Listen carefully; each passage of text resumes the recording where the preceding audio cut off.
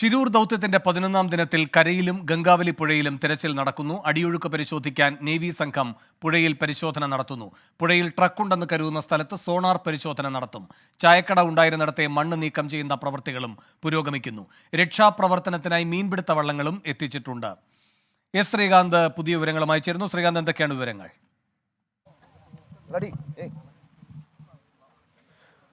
വേണു, നിലവിലിപ്പോൾ ഏറ്റവും പ്രധാനപ്പെട്ട പുതിയ വിവരം വരുന്നത് അവിടെ ഒരു റാമ്പ് നിർമ്മാണം നടക്കും എന്ന് നേരത്തെ അറിയിച്ചിരുന്നു. ആ റാമ്പ് നിർമ്മാണത്തിന് വേണ്ടിയുള്ള നടപടികൾ ആരംഭിച്ചു എന്നുള്ളതാണ് ഇപ്പോൾ കിട്ടുന്ന ഏറ്റവും പ്രധാനപ്പെട്ട വിവരം.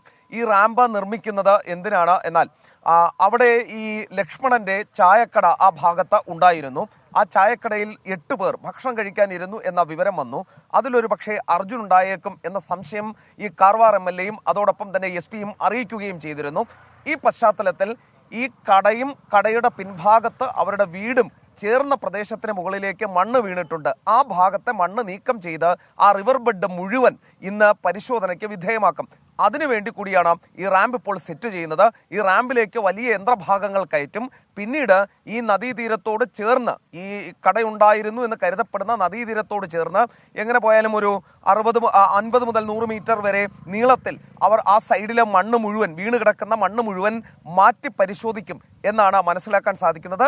ആ സൈഡിലുള്ള മണ്ണ്, നദിയിലേക്ക് ഇറങ്ങിക്കിടക്കുന്ന മണ്ണ് മുഴുവൻ കോരിക്കരയിലേക്കിട്ട് അതൊരു വശത്തേക്ക് മാറ്റി പരിശോധിക്കും. എന്തെങ്കിലും റിമെയിൻസ് അതിൽ നിന്നും കിട്ടുമോ, അതിലുണ്ടോ എന്ന് പരിശോധിക്കുന്നതിന് വേണ്ടിയാണ് ഈ ഒരു നീക്കം അവർ നടത്തുന്നത്.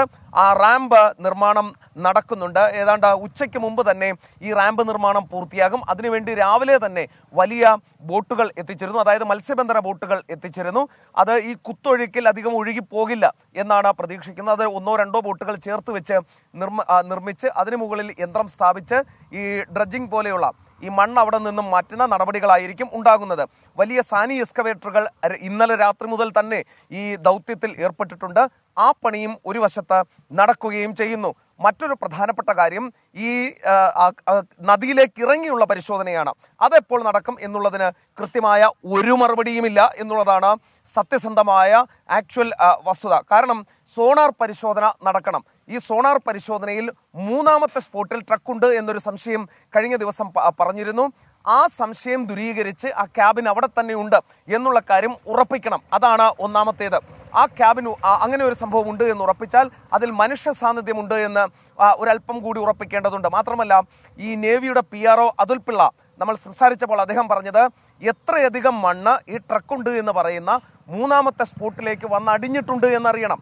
ആ മണ്ണ് എത്രത്തോളം ഉണ്ട് എന്ന് സോണാർ പരിശോധനയിലൂടെ അറിഞ്ഞാൽ മാത്രമേ ഡൈവർമാർക്ക് സുരക്ഷിതമായി ആ സ്ഥലത്തേക്ക് എത്താൻ സാധിക്കൂ എന്നാണ് നിലവിലിപ്പോൾ നേവി PRO കൂടി പറയുന്നത്. അതായത് അടിയൊഴുക്ക് മാറണം, സോണാർ പരിശോധനയിൽ എത്രത്തോളം മണ്ണ് അവിടേക്ക് വീണിട്ടുണ്ട് എന്ന് വ്യക്തമാകണം. ഇതെല്ലാം കഴിഞ്ഞതിന് ശേഷമേ നദിയിൽ ഇറങ്ങിയുള്ള ഒരു പരിശോധന നടക്കൂ, അതിനുള്ള സാധ്യതയുള്ളൂ എന്നാണ് ചൂണ്ടിക്കാണിക്കുന്നത്. അതിന് സമയമെടുക്കും. ഇപ്പോഴും ഉദ്യോഗസ്ഥർ പരമാവധി അവിടേക്ക് പോകാൻ വേണ്ടി ശ്രമിക്കുന്നുണ്ട്, രക്ഷാപ്രവർത്തകർ പോകാൻ വേണ്ടി ശ്രമിക്കുന്നുണ്ട്. പക്ഷേ പോലീസ് ഇവിടെ ബാരിക്കേഡ് കെട്ടി തടയുന്നു. പുറത്തു നിന്നുള്ള ഒരു രക്ഷാപ്രവർത്തകരെയും അങ്ങോട്ടേക്ക് കയറ്റില്ല. ഇന്ന് വൈകിട്ടും ഇന്നലത്തേതുപോലെ അധികൃതർ ഈ തിരച്ചിലിന് ശേഷം മാധ്യമങ്ങളെ കാണും എന്നറിയിച്ചിട്ടുണ്ട്. ആ ഘട്ടത്തിൽ വിശദമായ വിവരങ്ങൾ നൽകുകയും ചെയ്യും.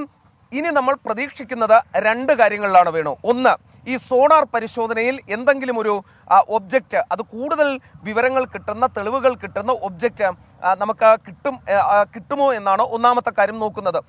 അതിൽ തന്നെ മനസ്സിലാക്കേണ്ട മറ്റൊരു കാര്യം, എത്രത്തോളം മണ്ണുണ്ട്, ഡൈവ് ചെയ്യാൻ അവിടെ സാധിക്കുമോ, ഡൈവർക്ക് അപകടമില്ലാത്ത വിധം ഡീപ്പ് ഡൈവ് ചെയ്യാൻ സാധിക്കുന്ന തരത്തിൽ തന്നെയാണോ ഈ ഒബ്ജക്റ്റ് കിടക്കുന്നത് എന്നുള്ള കാര്യം കൂടി അറിയണം. അത് ഒന്നാമത്തേത്.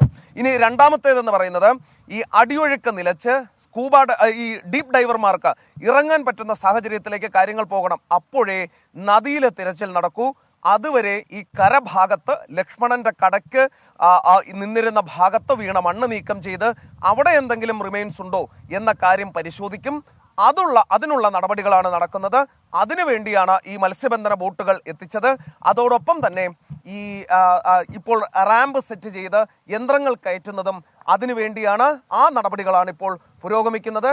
എന്തെങ്കിലും തരത്തിലുള്ള മുന്നേറ്റം ഇക്കാര്യത്തിൽ ഇതുവരെ ഉണ്ടായോ എന്ന് ചോദിച്ചാൽ ഇല്ല എന്ന് തന്നെയാണ് ഉത്തരം. കാരണം ഇന്നലെയും നമ്മൾ പ്രതീക്ഷിച്ചു എന്തെങ്കിലും ഒരു ബ്രേക്ക് ത്രൂ ഉണ്ടാകും, മുന്നേറ്റം ഉണ്ടാകുമെന്ന്.